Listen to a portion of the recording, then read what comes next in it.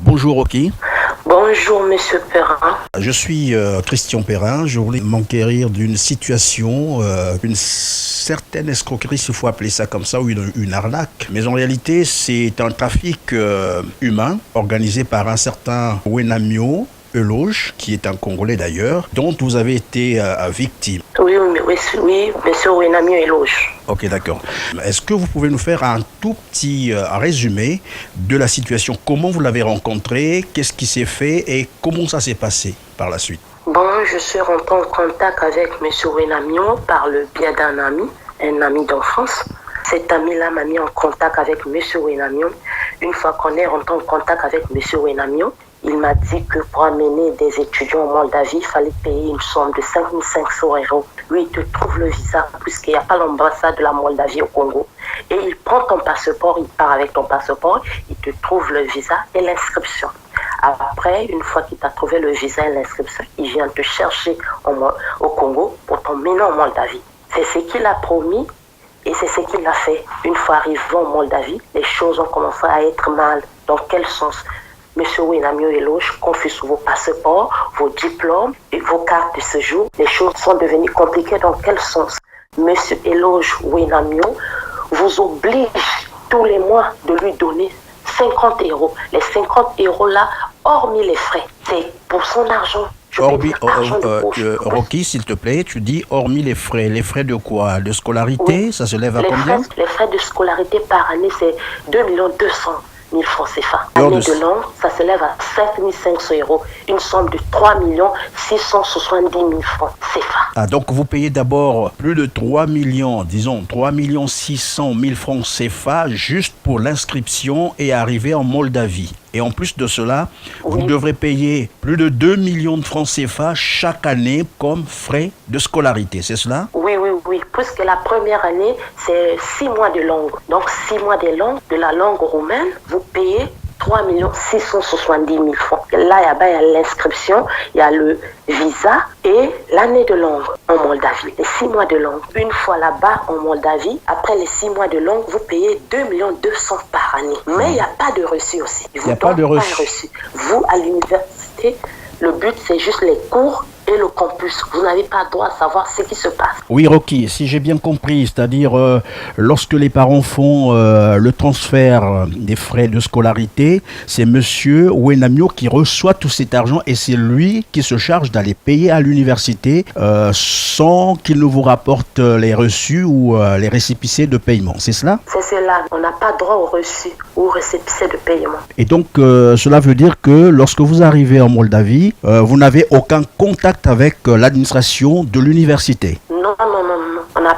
aucun contact. Il vous fait signer des papiers une fois arrivé à l'université. Vu que sa langue roumaine, vous ne comprenez rien. Il vous oblige, on a signé des tas de papiers. On ne savait pas de quoi il s'agissait, mais il vous oblige, c'est une obligation de les signer. Et vous avez dit, lorsque vous arrivez en Moldavie, lorsque vous démarrez, sinon avant même de démarrer les cours, ils confisquent toute votre documentation, c'est-à-dire le dossier de voyage. Vous ne portez pas vos documents de voyage et ils vous disent s'il y a un problème, il y a un souci, au cas où il y a une arrestation. Oui.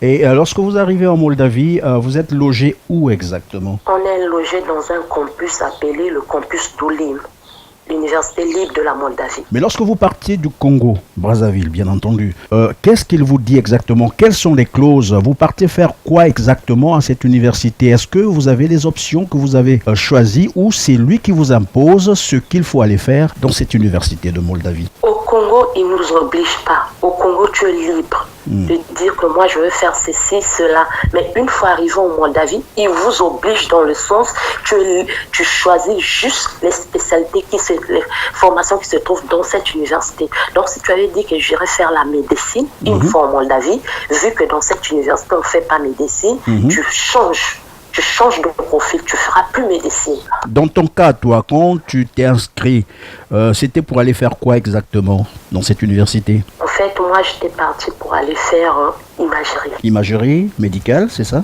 Oui, l'imagerie médicale. Et quand tu es arrivé sur place, qu'est-ce qui t'a été imposé? Lui, il m'a imposé de faire, la psychologie. Parfois, il dit par prophétie que c'est Dieu qui lui a montré cela.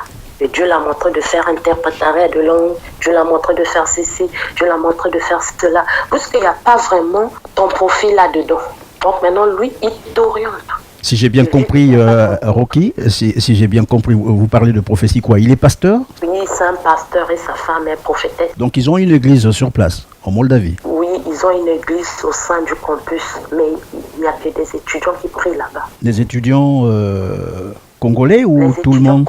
Les étudiants congolais. Il n'y a pas d'autres personnes, juste les étudiants congolais qui l'emmènent. Et vous prenez part donc à ces cultes de prière et voilà, c'est ça? Oui, c'est ça. Vous êtes obligé, puisque quand vous ne prenez pas part, il devient comme votre ennemi.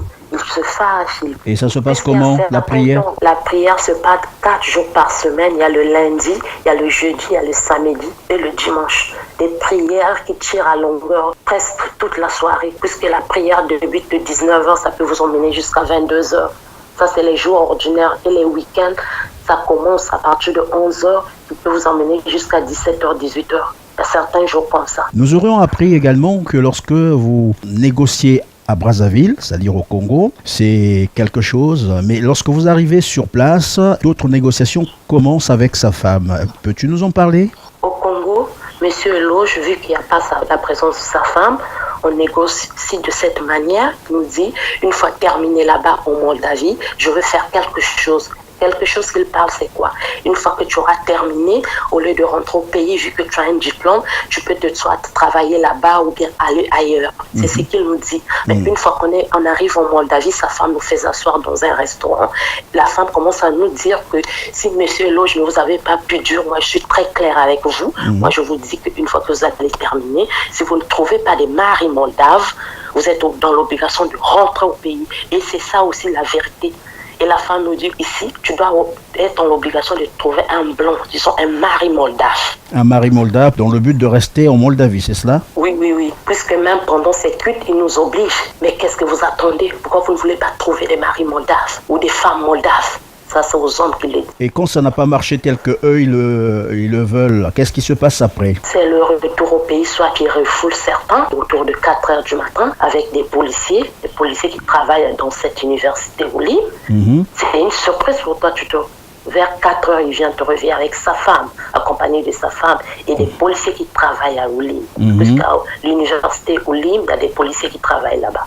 Et certains étudiants nous ont dit que finalement, au rapatriement, ils ne sont jamais rapatriés droit au Congo-Brazzaville, mais plutôt dans un autre pays d'Afrique. C'est bien cela? C'est quel pays déjà? C'est le Bénin. Ils ne rapatrient jamais au Congo. C'est toujours au Bénin. Et l'avion où il rapatrie, c'est Turquie. Tu arrives au Bénin autour de minuit, tu ne connais personne, tu n'as aucun franc CFA, puisque quand il le fait, c'est une surprise. Il vient te prendre autour de 4 heures, tu n'as même pas 25 francs, tu arrives dans un pays où tu ne connais personne, autour de minuit. Et donc, quand l'étudiant arrive en Bénin, il fait comment? Il se débrouille. Tu te cherches là-bas, soit tu cherches les Congolais, tu passes la nuit soit à l'aéroport, ou bien si tu as un ami dans ton répertoire, tu l'appelles, ou bien tu cherches l'ambassade ou le président des Congolais qui se trouve là-bas, au Bénin. Revenons sur les documents de voyage qu'ils confisquent. Donc, cela veut dire que si vous avez, par exemple, un cycle à passer là-bas de 4 ans d'études, vos documents de voyage seront entre ses mains pendant les 4 ans, c'est cela? Et ne vous remet ça qu'à la fin? Oui. Qu'à la fin seulement, surtout le passeport, tu n'en verras plus. C'est juste la carte de séjour que tu vas faire des transferts d'argent. Ton passeport, tu ne pourras plus le voir. Durant les 4 ans, si c'est 4 ans de formation. Et toi, dans ton cas, tu as fini ta formation? Tu es où maintenant? Non, j'ai pas fini la formation. Puisque pour moi, ça a été une surprise. Il est venu me prendre autour de 4 heures du matin accompagné de sa femme. Et c'est les policiers là. Et ils t'ont remis ton passeport? Ils m'ont remis le passeport, mais mon diplôme de baccalauréat se trouve auprès de lui, puisqu'il ne m'a pas remis mon diplôme de baccalauréat. Et pourquoi il t'a pas rendu ton diplôme de baccalauréat? Je ne sais pas pourquoi il l'a fait, puisque jusqu'à présent, je suis en train de lui demander mon diplôme de baccalauréat. Il y a encore des étudiants là-bas, congolais, qui seraient dans la même situation que tu déplores? Oui, il y a beaucoup des étudiants, on sait une vingtaine. Bien, juste une question de curiosité. Au niveau du Congo, comment les choses s'organisent? Y a-t-il une agence qui organise vos voyages au niveau du Congo-Brazzaville? En fait, au niveau du Congo-Brazzaville, Brazzaville, il y a l'agence Achille, là où lui, il travaille. En fait, il a un petit bureau dans cette agence. Dans l'agence Achille. Ah oui, Achille Voyage, en allant vers Batignan, l'arrêt Papagaz. Lui, il a un collaborateur dans son bureau. En fait, il a un petit bureau. Lui-même aussi, quand il arrive, quand il quitte la Moldavie, il a un petit bureau là-bas, dans cette agence. Vous y êtes arrivé vous-même en personne? Vous êtes déjà arrivé sur place là-bas pour le rencontrer ou... Oui, déjà arrivé. Puisque quand tu l'appelles, il te dit viens, il t'explique là où se trouve le bureau. Toi, tu arrives là-bas. À l'agence Achille Voyage. Oui, à l'agence Achille. Lui, il a un petit bureau. Ah d'accord, donc si je comprends, il est en collaboration avec cette agence. Et maintenant que les choses ont pratiquement tourné au vinaigre, qu'est-ce que tu entends faire? Je compte faire des poursuites judiciaires contre Wenamio puisque je lui ai payé l'argent. Ça ne peut pas aller comme ça. Et ce qu'il m'a fait vivre aussi, c'est pas normal. C'est pas normal. Ce monsieur mérite la prison. Puis là, vous avez eu un autre contact avec monsieur Wenamio ou non? Monsieur Wenamio m'avait bloqué. Puisqu'on était en contact avec son WhatsApp, il m'avait bloqué. Vous n'avez pas son numéro de téléphone ordinaire, classique, non? J'ai son numéro, mais le numéro du Congo. Puisque lui, là-bas, il utilise un WhatsApp et c'est le numéro du Congo. Vous n'avez même pas essayé de repartir à l'agence Achille pour savoir ce qui se passait ou réclamer votre... Non, je ne suis pas partie à l'agence Achille. Mais merci, à moins qu'il y ait quelque chose que j'aurais certainement oublié ou une question que je ne vous ai pas posée mais que vous aurez souhaité que je la pose, c'est le moment de me le dire. Je peux dire que les autorités du Congo doivent se lever concernant ce problème. Puisque les étudiants qui sont restés là-bas ont très peur de témoigner. Puisqu'il leur dit, quand tu témoignes, je te refoule. Et actuellement, ce sont des étudiants qui ont dépensé énormément d'argent. Donc, ils font juste des plans. Et quand ils arrivent, ils disent que non, on a peur si ce monsieur nous refoule. Puisque ce monsieur dit qu'il a un soutien au niveau du gouvernement. Personne ne peut lui faire du mal au niveau du gouvernement au Congo. Et même en Moldavie, il connaît toutes les personnes. Donc il négocie. C'est ce qui nous dit que c'est l'Europe de l'Est. En Europe de l'Est, on a la facilité de négocier. Puisque ça fait déjà 6 ans que ce monsieur exerce ce boulot là-bas en Moldavie. Personne ne parle. Lui, il dit qu'il est dans un groupe qui gagne toujours. C'est ce que M. Eloge a l'habitude de dire. M. Eloge Wenamio me dit toujours ça. Et comment vous l'appelez, M. Eloge ou Pasteur Eloge Wenamio? Nous l'appelons sur place, il nous oblige de l'appeler Papa. Mais merci Rocky, le plaisir était pour moi de vous avoir pour ce témoignage parce qu'évidemment, une façon pour nous d'informer le public mais aussi d'interpeller les autorités congolaises comme vous l'avez dit. Nous allons publier votre témoignage et nous poursuivrons bien entendu notre enquête. Et s'il y a bien d'autres jeunes congolais ou victimes de cette arnaque, n'hésitez pas de nous en informer. Merci beaucoup. Et bien de choses à vous et courage.